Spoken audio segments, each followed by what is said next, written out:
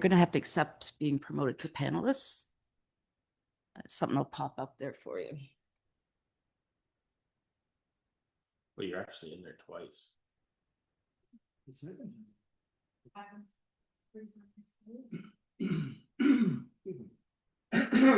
Some capitals and links for that. She's rejoining the webinar. Thank you.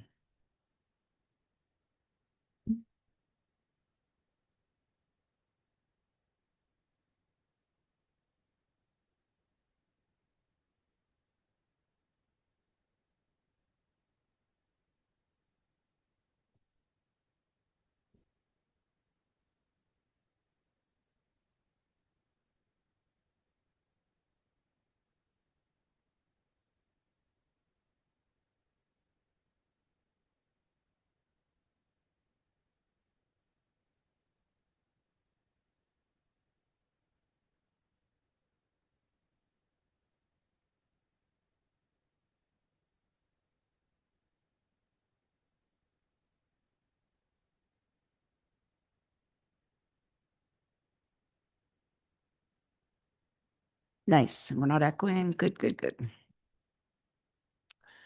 So it's 2:02. I'll call our special meeting to order. And first, we have to adopt the agenda. Recommendation to do that would be that the agenda for the June 15th, 2026 special meeting of council be accepted and passed. Can I get a mover and a seconder? Councillor Rankin and Councillor Burke, thank you. All those in favor? That's carried. We'll move on to disclosure of pecuniary interest. I have none to disclose on anything on today's agenda. Councillor Burke? I have none. Councillor McCabe? I have none. Councillor Rankin? We have none. Thank you. So we'll move on to the report development charge reduction program. What should we get the recommendation on the floor here, or why don't we do that? And then Jerry, you probably want to speak to this because there's a little bit of complexity involved here.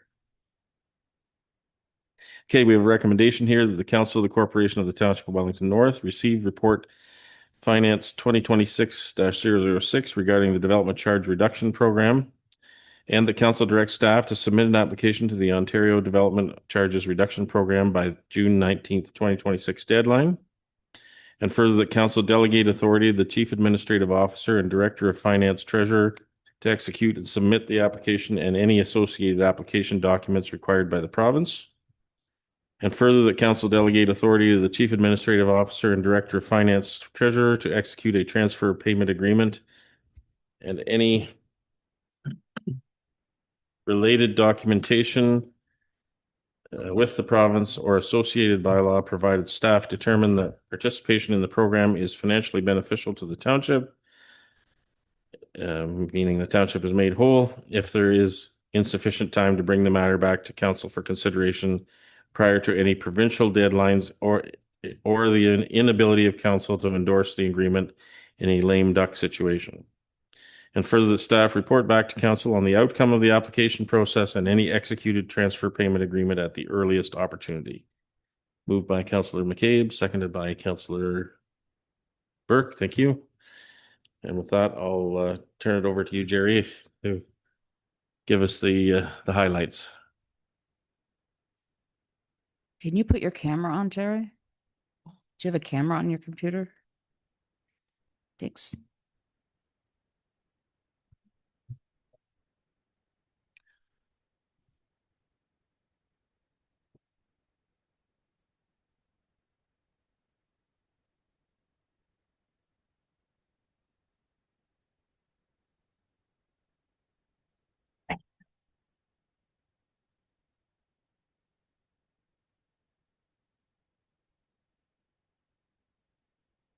You may thanks. On June 1st, 2026, the province launched the Development Charge Reduction Program. This was the formal documentation for a program that was announced by the province and the federal government in March, committing $8.8 billion towards housing enabling infrastructure to spawn development across the province. The documentation we've received with the application guidelines suggests that municipalities should be reducing development charges between a 30 to 50% range across all residential development charges in the municipality. At the same time, the province are looking to make the townships financially whole, or in a sense, by doing a 90% relief for development related infrastructure projects being brought forward. We were given a 19-day period to be able to identify those projects, have them applied for to the province, with a TPA expected to be back to the townships in August with decisions on who qualified or were granted those amounts. DC reductions at this time do not have to happen until TPA is signed, but councils and township staff are all across the province are working on those projects, identifying those projects, meeting with their various councils to seek approval in hopes to have an application submitted for the June 19th deadline. So that's a quick summary of what the province has asked us to do. As we go through this document, you would see that we've included, or the council report, we've included all the application guidelines in terms of projects that they anticipate to qualify, the criteria which they've laid out in which they would be reviewing the projects. Only 3 criteria, but we know that those criteria, within the 3 of them, there will be more. They, as part of the documentation we've received, they're encouraging for municipalities to do at the higher end of the 30 to 50% range or higher. And for the reliefs, they want us to grant them more reliefs than the 90% listed on the documents. In general, I see from conversations across treasurers, I'm seeing that more and more municipalities are gearing towards applying. Applying gives us the opportunity to continue to analyze this further. A TPA is what binds us into an agreement to have the reduction done. But this time around, it gives staff a little bit more time beyond the application date to continue to look at what we've decided as a course of action, and if that course of action is viable for the township, viable for our development community, and viable for all our future projects going forward. Okay. Questions? Comments? Councilor McCabe? Excuse me. So thank you for that, Jerry. Are we, as a council, going to decide how we proceed, whether it's 30, 50, or none? Is that what you had in mind for a discussion today? Because I have a number of questions, but I'm not sure who wants to go first. Through you, Mayor Lennox, we're not asking council to decide on the rate of reduction at this time. That would be something, hopefully, if we get the response from the province, staff can do further financial analysis and make a recommendation on what would actually be financially feasible based on all the program criteria. I think right now the decision is whether or not just to simply apply to the program.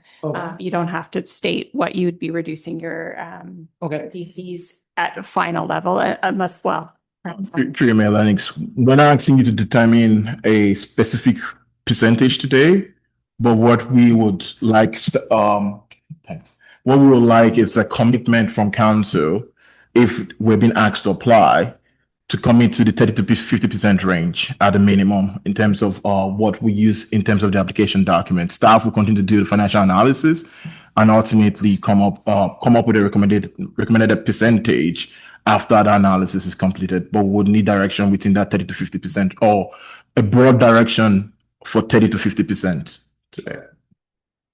Go ahead, So Councilor. then, do we need a motion to enter into this agreement, or is it all in the agenda? That's all in that Okay. motion that we've already put on the floor. Okay. Councilor Burke? Yes, through you, Mayor Lennox. So this request is just to ask to apply. So if we apply and numbers come back and it doesn't look feasible, because I'm just thinking about the fact that, we're starting to get in line with our infrastructure spending and infrastructure projects being completed. I do have a concern about that, but if we apply And even if we are granted to be a part of the program, we don't have to accept it if the numbers come back and don't look favorable. Is that correct? Through Mayor Lennox, council would have an opportunity if council is in session to make a decision on if we go forward with signing the TPA or not at the time when we get that back from the province. So just for clarification, in that recommendation is a delegation to the CAO and treasurer in the event that we were past the period where we could be lame duck, that they could act on our behalf on this project. But with the understanding that they would need to be financially feasible to carry on. So do we, through you, Mayor Lennox, so just as a follow-up, the response from the province is going to be sometime in August. Do we know when the deadline to accept the program, should we become eligible? Through you, Mayor Lennox. So the most recent information that we received last Thursday was that the TPAs are to be executed wherever possible by August 21st.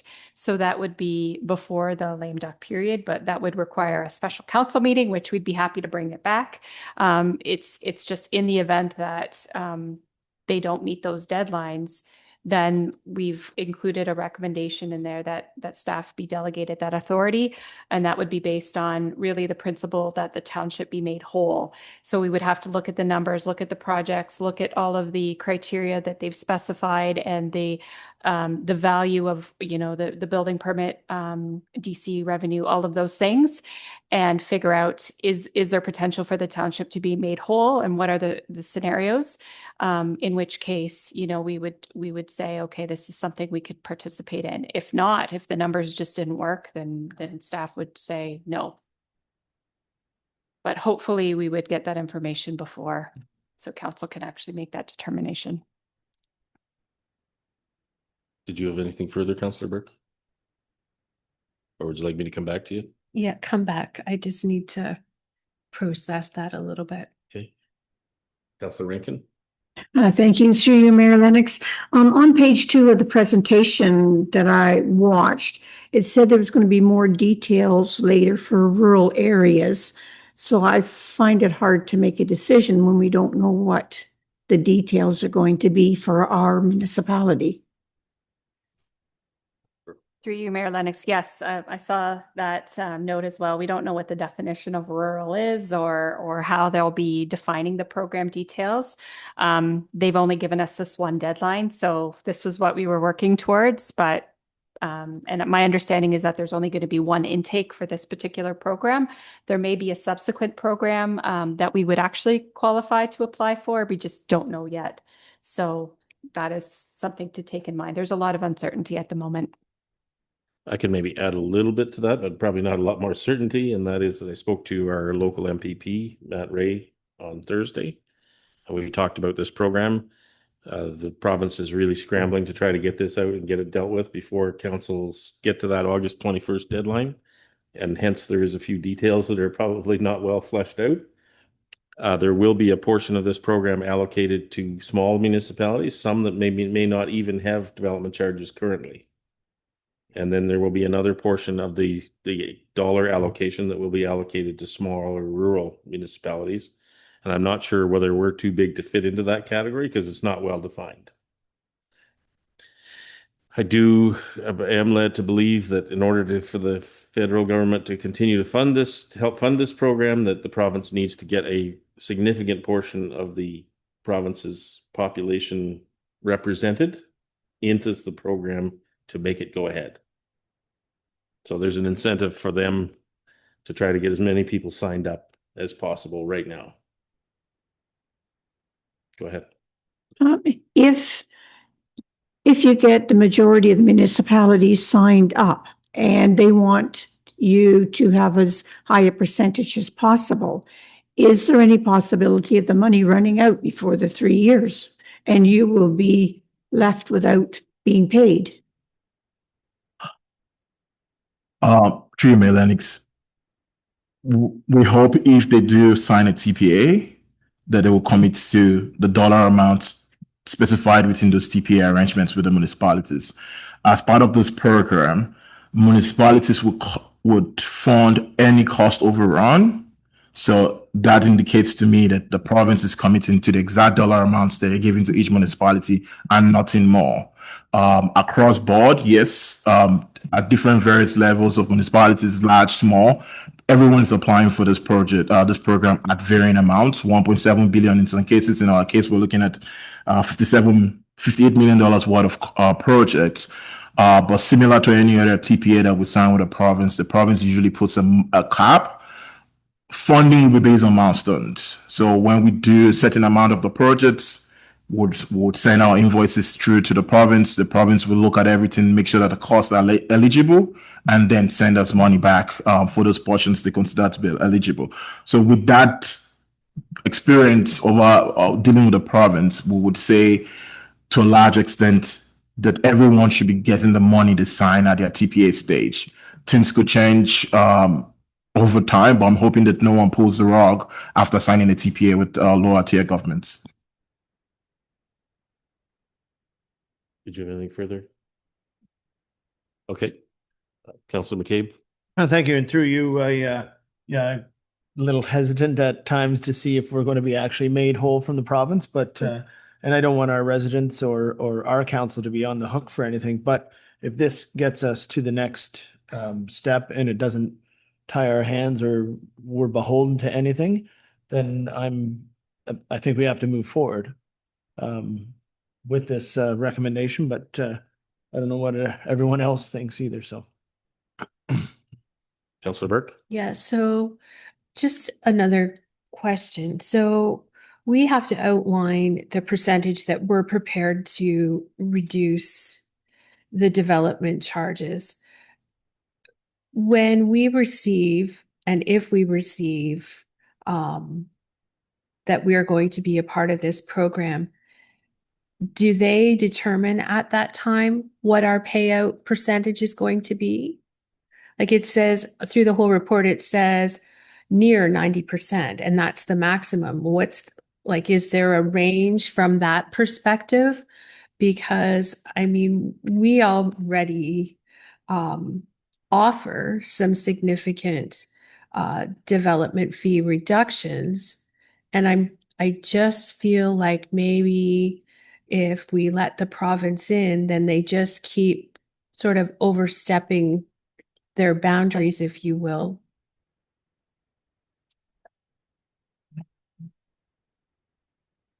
For you, Mayor Lennox, the 90% range is the offset that the province is saying they would fund.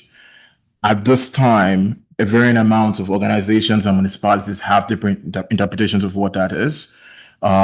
Some of us feel it's 90% of the total growth eligible projects that we're listing. So in our case, we have $58 million listed. Of that, $18.5 million is classified as growth.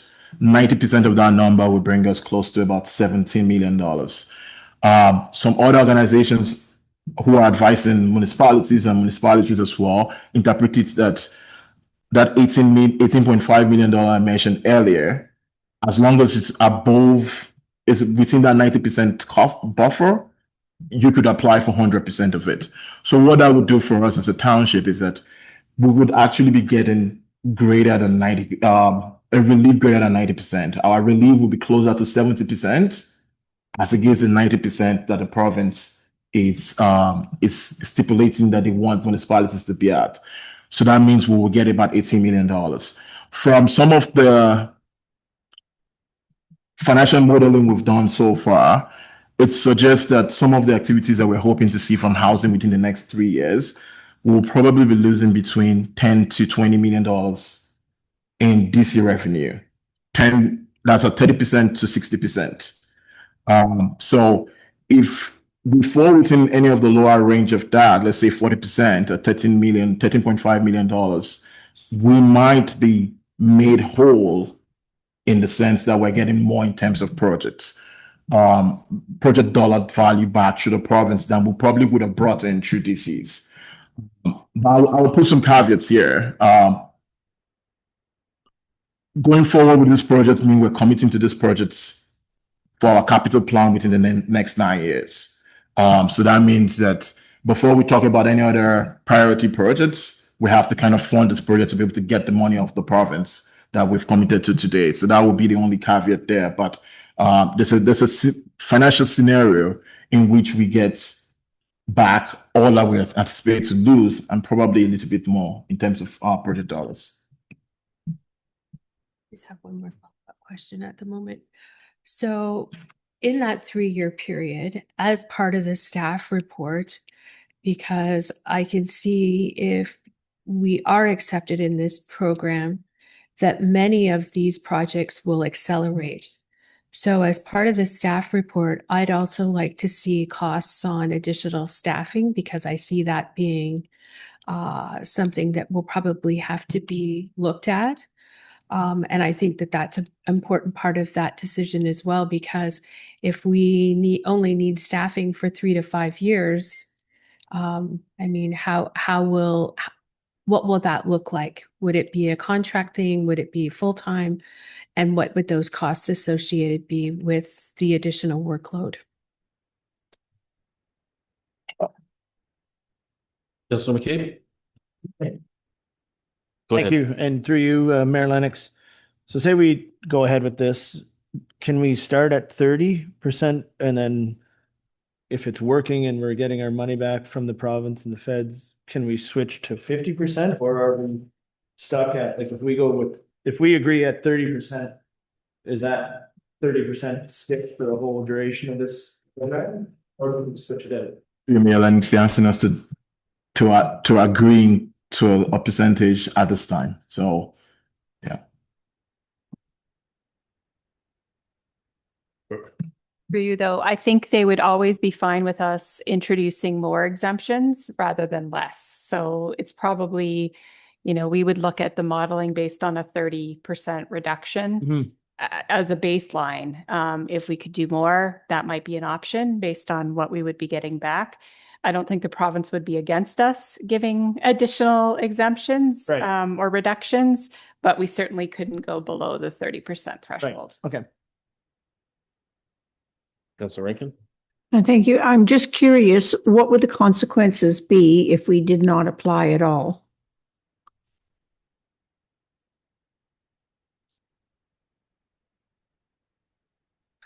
Through you, Mayor Lennox, the consequences would be that we wouldn't be eligible for any of this funding from the province or the federal government.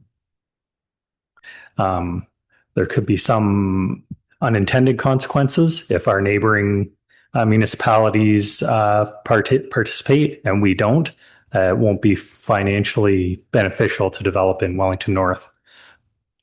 That's a little harder to put your thumb on, but that could be a consequence.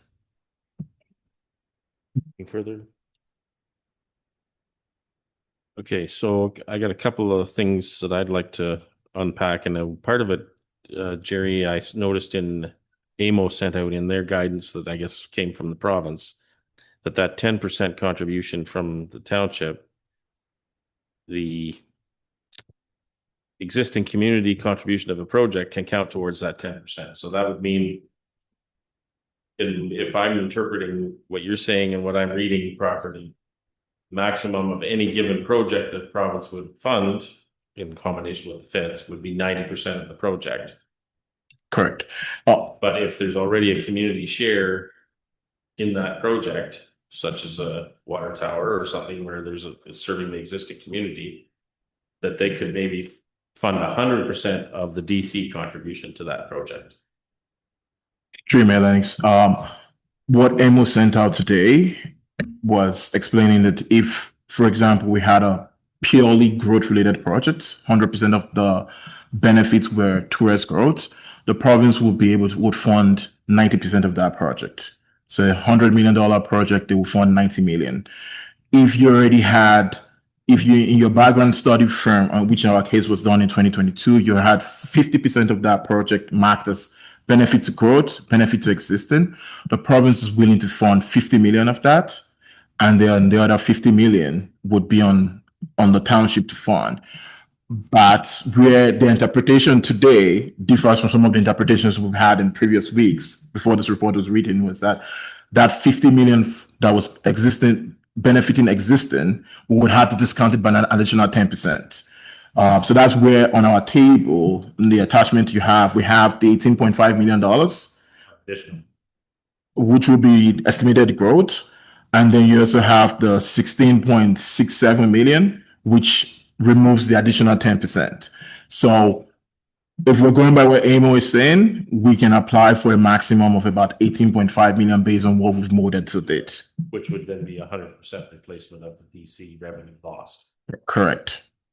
And so, just circling back on some of the other comments, like that, we have an expectation that transfer payment agreement, if it comes to us, would specify a dollar amount in the projects that would be funded. I'm assuming, and at that stage, we would no longer try to think of how to word this. It would be based on a percentage reduction in development charges because the dollar amount would relate to those projects. It would be completely discretionary for us at that point to go beyond, say they're calculating that at 30%. If we said we wanted to go to 50, that would be on our own dime. True, Lennox. We've not started filling out the applications from finance perspective. I don't know if they have a feed in the application where it asks us directly at this time to say 30%, 50% reduction to development charges. But in the absence of that, a feed like that existing, it will probably translate into how you've described it. That you set dollar amount, and then we decide whether we're going to do it or not. Correct. Okay. And then the other piece of the puzzle is, of course, this is going to, as Councillor Burke alluded to, accelerate capital projects at a quite an advanced pace in order to capitalize on getting this dollars from the feds in the province. So that's going to create other structural financial stress for the municipality to be able to fund those capital projects, either through debt financing or other funding mechanisms. I'm undecided at this point what that might be. So if we were to then take on a bunch of debt for, let's just pick one project, a water tower project. We're going to assume a $10 million project. We've got 50% of it funded through, just for round numbers, through normally growth related revenue. 50% is benefit to the existing community. And we have to take debt on the entire project. Is all of that debt then eligible to be included in a DC study going forward because we've advanced the pace of that project? Pretty much, Lennox. We're starting a new background study. So a lot of those questions will be answered by our consultants while we go through this process, one. But two, beyond the housing that we're anticipating this period, there's a post-period benefit that we would need to calculate too. And the province is actually asking us to calculate some of that as part of this process. Those post-benefits estimates would return back through the DC program because we're assuming that this is not covered within the realm of this scope. So they would have to return back to the DC program as well. But when we talk about debt financing, especially if the debt financing is funding the township's portion of it, some of those were already contemplated last year when we did a rate study. In those rate study, we modeled out our projects for over a 10-year plus period, and we were able to do funding sources allocations at that time too. So we have a plan of what will be debt financed, what will be rate financed, and what would have been DC financed. Some of those DC finance portions is what the province will hopefully be replacing in terms of our financial modeling from that rate study last year. Right. So then, of course, we're bringing those projects forward to a sooner date, which means we don't have the water and sewer rate revenue to compensate for it as we would plan over a longer time horizon. So makes bridging that gap larger. It also then, trying to sort through this as I'm talking, which is not a good plan. This means we're likely going to take on more debt or have to come up with some creative financing, which is then going to limit our flexibility to be able to finance any other non-growth related capital project or even non-projects identified here, such as, say, recreation facilities or something of that nature. And that would constrain us for years to come after this period. Correct. True, Melanie. That's one of the big drawback in terms of those projects, or the risk in the sense that you're committing to a work plan today. In previous realms, when we don't have this level of commitment, we can move projects into future years because of our financial positioning and our inability or ability to secure debts at the time. But committing to this list today, it means that all of those projects have to start by 2030 with a hope to complete them by 2035. That means we would have to draw whatever financial levers we can, which for municipalities is quite limited.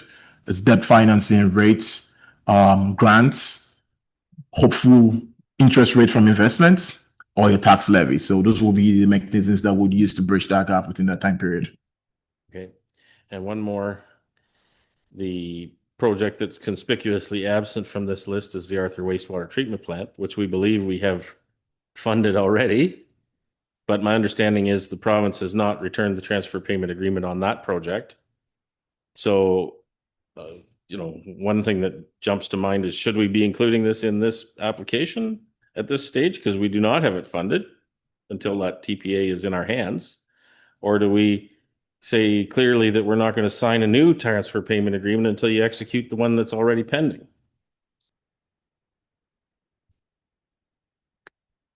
Through you, Mayor Lennox, I would suggest that these are two separate projects. They have made a commitment to fund the wastewater treatment plant, and we have signed the pieces of the agreement that we need to sign. So my understanding is that's on the minister's desk waiting to be executed.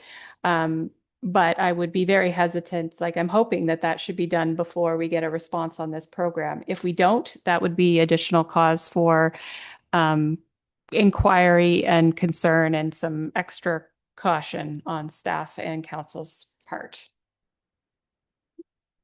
Okay, well, I think that we should be at minimum writing a letter to our MPP expressing our concern about that, because that's a huge financial hole that will be left to fill when we're already looking at potentially stretching ourselves even thinner by participating in this program.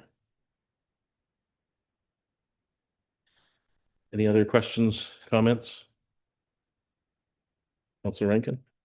I had a concern too about the wastewater plant, because at the moment we have projects on hold waiting for more expansion. And so I'm just wondering if we went ahead and the wastewater was expanded to allow these, would we have to accept every project that came along then? Or will we still have the right to say no to some? Brooke? The wastewater allocation policy that the township has is currently under review, and we're looking at updating that to include both water and wastewater. So that allocation policy still exists. There's still an application process. In Arthur, we have looked at the broader area where phase development has already been discussed through our growth management action plan. So allocation of wastewater capacity is not a given. It still needs to go through a process, but we do need to plan for that expansion so that we can keep the development happening in a logical kind of progression through the planning work that we've done. So yes and no. Okay. Any other questions or comments? The other thing I would mention too is that, as much as this is going to stretch the municipality's financial capacity to do this, if we were successful, I think we do need to be thoughtful about the fact that other municipalities are going to apply for this. Some people are going to be successful assuming the program proceeds.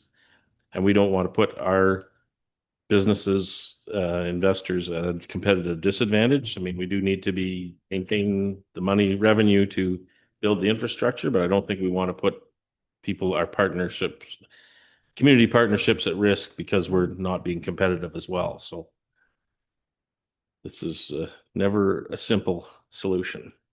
Let's see. Any final questions or comments? Okay. Is everybody okay with the recommendation, or do we need to go through it again? I'm all right with it. I have just one more question. So when do we anticipate having some of the data back? Like if this recommendation goes through, when will staff start to compile the numbers and have more data so that when we come to the next special council meeting, that we have lots of time to review that information and come up with a decision should we become successful in this application? Through you, Mayor Lennox. So the data that we've provided is basically what we know so far. We can't do any further analysis until we hear back from the province in terms of what they're suggesting would be eligible. And my guess is that there will not be a lot of time for staff or council to digest this. Unfortunately, just the timelines have been very, very tight throughout the entire process. So we can certainly look at how best to convey, but first staff will have to get that information and work through it and working through a lot of different variables and assumptions is all part of the analysis. We can certainly do the best we can and give council as much time as possible. But my guess is that it will be a fairly quick turnaround. So Jerry, do you have anything to add to that? The only thing I would add to my learnings is that the estimates we have for our projects, a lot of them have gone back to our engineers within the last week or so year. So we're pretty close to what we'll consider those numbers to look like. Obviously, tendering year of bringing it back to tender, inflation across the number of years would have its effect on it.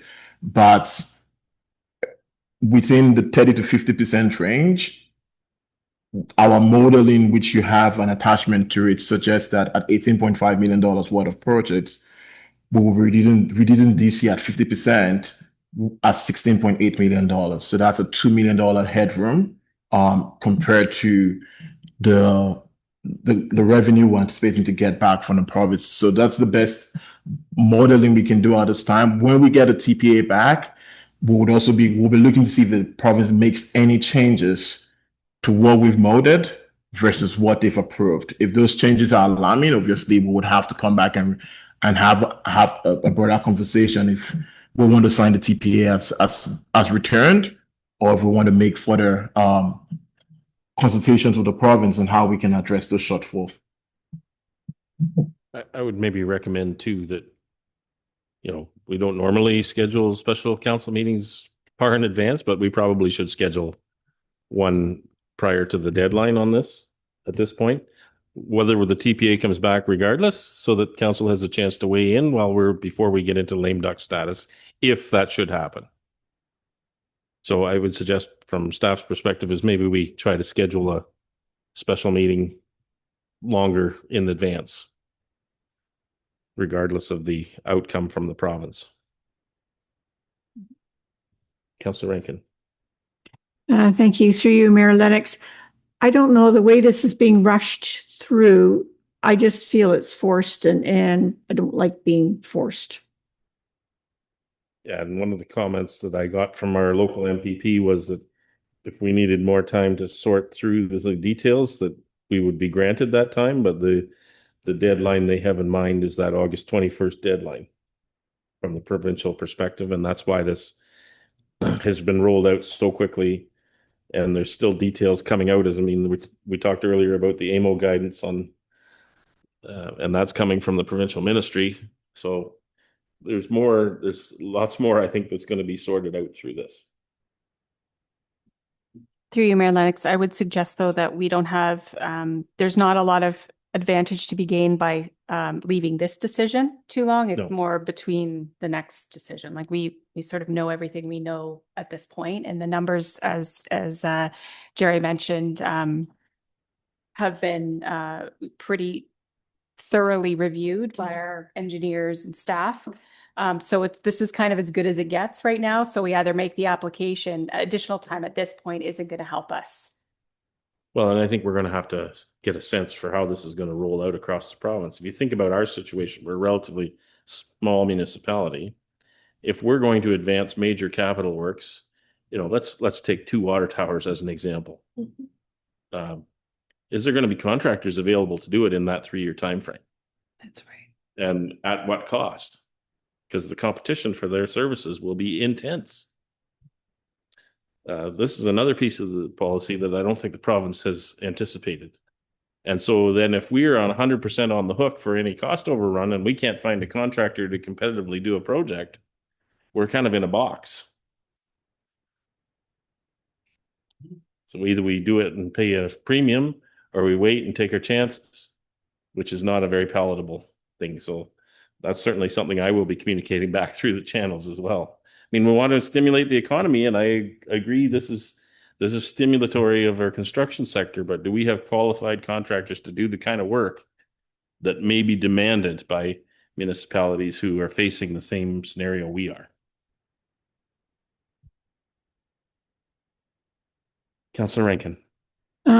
That's sort of another concern too. In one of the correspondence that we had, they mentioned the boon, I guess, to the local businesses with contractors using them for their materials. But we have developers coming into our community from outside the community, and how much of their supplies come from within our municipality, how much of their supplies benefit us rather than somewhere else.